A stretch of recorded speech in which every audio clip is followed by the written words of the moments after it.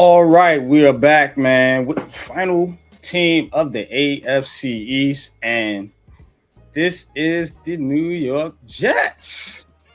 3-14 last year, of course, did not make the playoffs. They were last ass in most all statistical categories. Aaron Glenn's first year as head coach of the Jets did not go very well. Justin Fields was just god awful. They end up trading Quentin Williams and Sauce Gardner, two of their top defensive talents. Elijah Vera Tucker, he misses the entire season. Like Garrett Wilson, Braylon Allen, Quincy Williams, just injuries left and right. It was a rough year for the Jets. And Aaron Glenn is under pressure already after one season because he's in New York. He's in New York, and yes, unfair as it may be, like I said, you gave this man Justin Fields as your quarterback. Justin Fields, to me, is one of the worst quarterbacks in the NFL. That's how that dude is booty, bro. Try. I mean, and and this is what he had to work with. And it's unfair to Aaron Glenn, but Aaron Glenn wasn't perfect himself last year, and he has to grow as a coach. First year on the job. They did some things in the offseason. We're going to talk about that. But last year was just a typical Jets season. I think it's been like, 20 years since I don't know how long it's been since this team. They have the longest streak of not reaching the playoffs and winning a playoff game of any team in the NFL. And that has got to change eventually. So we shall see. But turn it over to you, Pat. What you see out there on the field, man, for this New York Jets team last year? They were a disaster. This is a team that didn't get an interception the whole year. Like, how do you go? How does a team go without getting a pick the whole year? And you got a borderline Hall of Fame cornerback as your coach. I don't understand that one. You know, they had injuries. Yeah, they got a lot to do, man. They got a lot to do, man. And this team last year, it was just bad, man. And we thought Aaron Glenn wouldn't even be here, but somehow, some way, he's here and he's still coaching the Jets. We'll see if he has another 3-14 season. It'll be a new guy on the next year's preview. So it's the Jets, man. They got to get better, man. They got to get better. Point blank, period, bro. Well, let's see if they did get better. Let's check out their offseason moves, additions, and departures. And yeah, had to get Justin Fields up out of there, man. I congratulate him because that dude, man, was, man, just when I watched him play with the Jets, it was just bad, bro. I mean, completion, he can't complete passes. It's always a one read and take off. Anyway, Jermaine Johnson, they lose as well. He gets traded to the Titans over there now with Saleh, Elijah Vera Tucker, and John Simpson. Two guards leave, go to the Patriots and Ravens respectively. Quincy Williams, linebacker, he's out of there. Nick Folk gone, kicker. John Mechie III, he's off to the Panthers. Tony Adams, safety with the Titans now, and Irvin Charles, wide receiver, traded off to the Seahawks. They bring in Geno Smith, Mika Fitzpatrick, Trevondre Sweat, and the deal for Jermaine Johnson. Demario Davis comes back, 2-year deal. Joseph Osai, 3-year deal. Kingsley Ignigbray. So they add some talent at the linebacker and edge. David Oyamada, defensive tackle. Nashawn Wright, cornerback. Dylan Parham, guard. Dane Belton comes over from the Giants, the safety. Cade York, they got a new kicker now. And Tim Patrick, wide receiver, he signs with the Jets as well. So I like their additions. I think swapping Tremaine for Trevondre Sweat could work out for them if draft pick we're going to talk about here in a little bit develops. Elijah Vera-Tucker, I think that's a big of a blow there because he was really, really good for them. But other than that, I do like their additions. Demario Davis, so you kind of swap him out for Quincy Williams. Good move. Minka Fitzpatrick, he should help out your secondary as far as being a general on the field out there, an extension of Aaron Glenn. Dane Belton is not a bad safety. We've seen him in New York. He's a little bit of a ball hawk. He'll make some plays out there. Wouldn't have him start though, but we'll see. Reports in camp is he's doing pretty good. So I and the edge rushes, Osai, Ignigbray. We'll see how that group pans out as a group, with some of the other pieces they already have. But what are your thoughts as far as the additions and departures are concerned, Pat, for this Jets team? All I gotta say is good job. Bring in a veteran, Geno Smith. He'll hold you down until your quarterback is ready. Minka Fitzpatrick, very good safety. Trevondre Sweat, very good defensive tackle. Bring back one of your captains from back in the day, and Demario Davis, still playing at a high level. Joseph Osai, very good. Ignigbray, good. Oyamada, good. Nashawn Wright, coming off a season where he was getting picks all over the field, good. Dylan Parham, good. He could replace Vera-Tucker because Vera-Tucker wasn't even playing. He always gets hurt. That's so true. Really not a loss. He never played. I think you get a Pro Bowler in Dane Belton as far as a special teams guy. He's one of the top special teams guys in the league. And yes, he does have a little bit of ball hawk to him. And you get a veteran in Tim Patrick at the receiver position. If he stays healthy, he always seems to be clutch. That's what I'll give Tim Patrick. Tim Patrick's boy, I'll tell you. But I like what the Jets did. I like what they did. Yeah.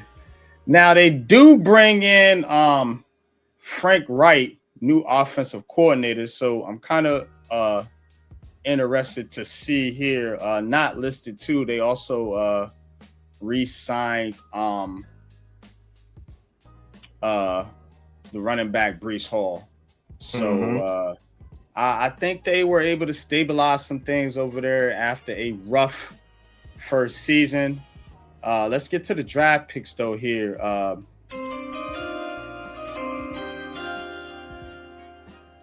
This is where I think the Jets absolutely crushed it.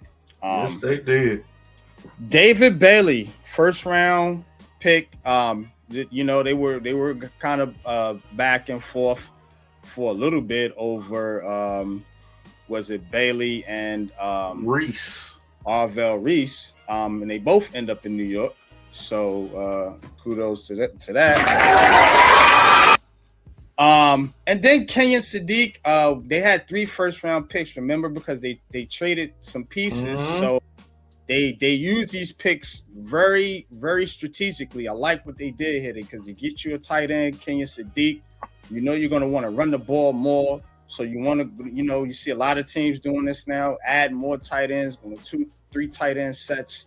So that allows you flexibility on your offense. Then Omar Cooper Jr., remember, whoever your quarterback is, you want to build a good receiving core and have them some weapons.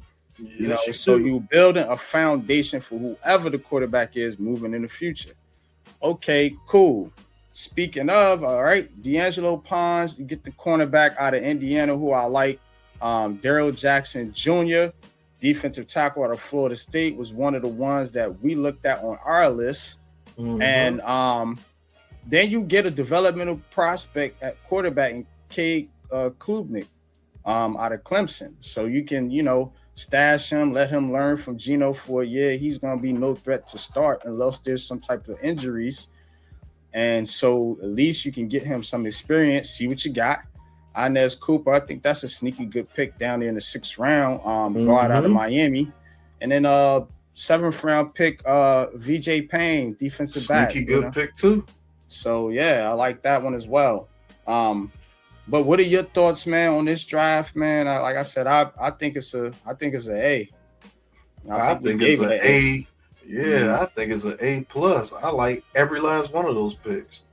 From Bailey, the Sadiq, the Cooper, the Pons, the Jackson, the Klubnik, the Cooper, and Payne. All of those guys, man, have a chance to develop and actually carve out a role for themselves. And those first 3 picks are going to be key. David Bailey, I have no issue with. I think he's going to be good. Sadiq, if you can keep him healthy, there's a tight end that you need. Get him to block a little bit, the offset the pass catching, so you won't show your hand when he's on the field. Omar Cooper Jr., very good slot receiver and can play outside a little bit for you. D'Angelo Pons, even though he's small in stature, that dude's feisty, bro. He will play, he will play, and he can cover. Then you get Darrell Jackson Jr. How he fell to the 4th round, don't know. But he's a very good defensive tackle prospect, and he gets to learn from T'Vondre Sweat. And then you got Cade Klubnik. Do I want him learning from Geno Smith? I want him to learn everything but the turnovers. Learn everything but the damn turnovers. And then you got Arnez Cooper, who you can train. Maybe he can become a starting guard in year 2 or 3. And VJ Payne, let him train and let him get out there, man. I'm telling you, man, they had a hell of a draft, bro. A hell of a draft. Yeah, I do like overall what this Jets team did this offseason. I think Aaron Glenn is starting to build this coach. I hope they let him build this thing out. Right. And not, scrap the plan after 2 years, like a lot of these GMs and owners tend to do. But if they let them build this thing out, I think, the Jets might be on that sleeper team list. Look out. Let's take a look and see what the outlook is for the season. 5.5. 5.5 wins. They got the Jets on the over. Biggest strength, young offensive core and running game. Yeah, that offensive line is better than you think. Quarterback, I would agree. Geno Smith is a very much an X factor for this team. They got the weapons though.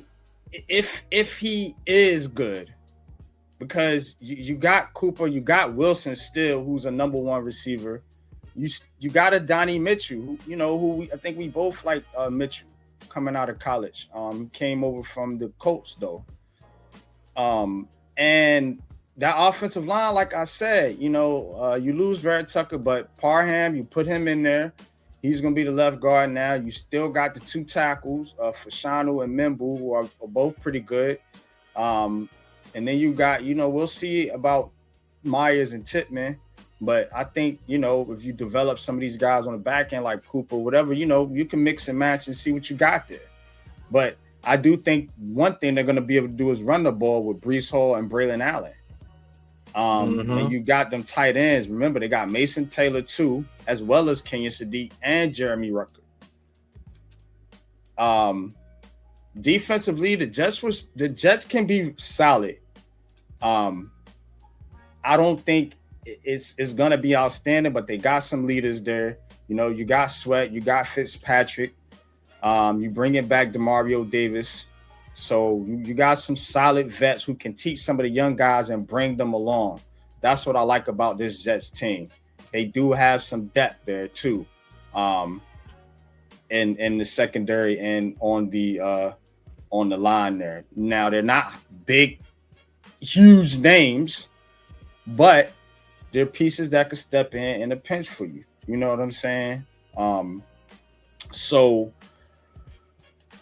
I feel like the Jets can be a team that might hit that over. Looking at the schedule, they can beat Tennessee to open the season. Why not? Green Bay, Detroit, Chicago. Those are 3 tough games in a row. They give you the whole division right there, smack dab in the beginning of the season. That's going to be tough. Cleveland, you can beat Cleveland. New England, you're going to have to beat a New England or Buffalo at least once if you think they're going to hit that over. Miami, I think they could sweep them. The Raiders, you can beat the Raiders.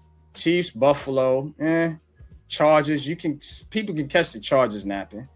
Denver, you ain't beating them, but you can beat the Cardinals.